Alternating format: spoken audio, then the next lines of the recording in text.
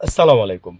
আসলে মানুষ যে কত প্রকার হইতে পারে আমি মানে আমার মনে হয় কি যে 24 প্রকারের মানুষের উদাহরণ দিতে পারবো বা তারও বেশি দিতে পারবো। তার মধ্যে একটা এক্সাম্পল দেই, সেটা হচ্ছে মানুষের মৃত্যু নিয়ে কেউ কোনোদিন কি ট্রল করতে পারে?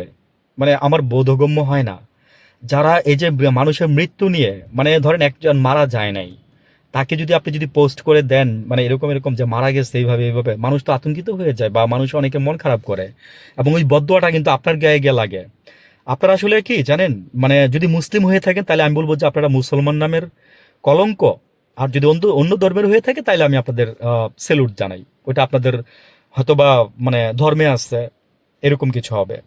এনিওয়ে, আমি যেটা বলতে চাচ্ছি সেটা হচ্ছে যে রুমিন ফারহান নাকি আপনার, আমি আচ্ছা আগে পরের ঘটনাটা আগে বলে দিই। হ্যাঁ, রুমিন ফারহানেরটা পরে বলতেছি। তো নায়ক আলমগীর সাহেব মারা গেছে, মানে আমি সিলি দেখে এটা পরে বলতে চাইছিলাম। মানে আমার কাছে, আমি তো আমার তখনই বিশ্বাস হয় নাই, কারণ নায়ক আলমগীর যখন মারা যাবে তখন এভাবে প্রকাশ হবে না। সবার আগে আপনার টিভি মিডিয়াতে প্রকাশ হবে, নিউজ পেপারে আসবে, এভাবে আসবে না। তো অনেকে বিশ্বাস করে ফেলে, তো ওই যে ওনার মৃত্যু ছবি টবি বানায় টানায় এআই দিয়ে মনে করেন যে দিয়ে দিচ্ছে।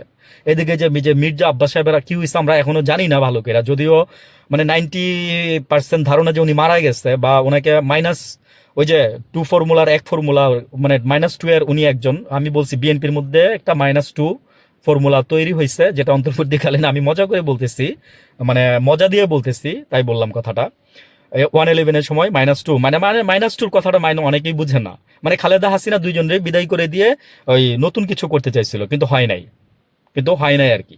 তো এই জন্যই বলি যে এই বিএনপির মধ্যে -2 এর মধ্যে আপনার এক মির্জা আব্বাসটা পাঠাই দিচ্ছে আপনার বিদেশ আছে, এবং আরেক মির্জা আব্বাস অলরেডি চলে গেছে, এবং এই শুনছি যে এই মির্জা আব্বাসও নাকি থাকবে না। এই কাউন্সিল পরে নাকি মহাসচিব পদে মির্জা আব্বাস থাকতেছে না। তো রুমিন ফারহান, এই যে আরেকটা আরেকটা গুজব আমি বলি, যেটা বলছিলাম যে রুমিন ফারহান নাকি এনসিপিতে যোগ দিচ্ছে। না, রুমিন ফারহানের মুখের কথা কোট করে দিচ্ছি আমি এখানে। রুমিন ফারহান বলছে যে না, আমি এনসিপিতে যোগ দিব না, প্লাস হচ্ছে যে এই ধরনের কোনো কথা হয় নাই ওদের সাথে, কিন্তু বাট ওদের সাথে আমার কথাবার্তা হয়, ইভেন আমার এলাকার নেত্রী, দ্যাটস ওয়াই আমি এগুলো বলতে পারি, আমার এলাকার নেত্রী। তো রুমিন ফারহান বলতেছে যে না, এগুলো টোটালি গুজব, টোটালি মিথ্যা কথা, টোটালি ভুয়া কথা। হ্যাঁ, মানে এরকমই আর কি।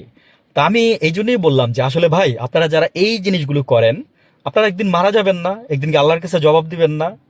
সারাটা জীবন তো নরকে থাকবেন। এখন বলবেন যে কে দুজকে যাবে, কে জান্নাতে থাকবে, আপনি তো জানেন না, আমি জানি না, কিন্তু আল্লাহ তো কিছু গাইডলাইন দিয়ে দিচ্ছে ভাই। মাথাটা একটু খেলান না, এই কাজগুলো ভালো কাজে করেন। ভালো কাজে করেন, মানুষ অ্যাপ্রিসিয়েট দিবে আপনাকে, আপনাকে মানুষ ভালোবাসবে। আসে না মাথায়? শয়তান ইবলিস কি সবসময় মাথায় ঘুরে? ভালো থাকবেন।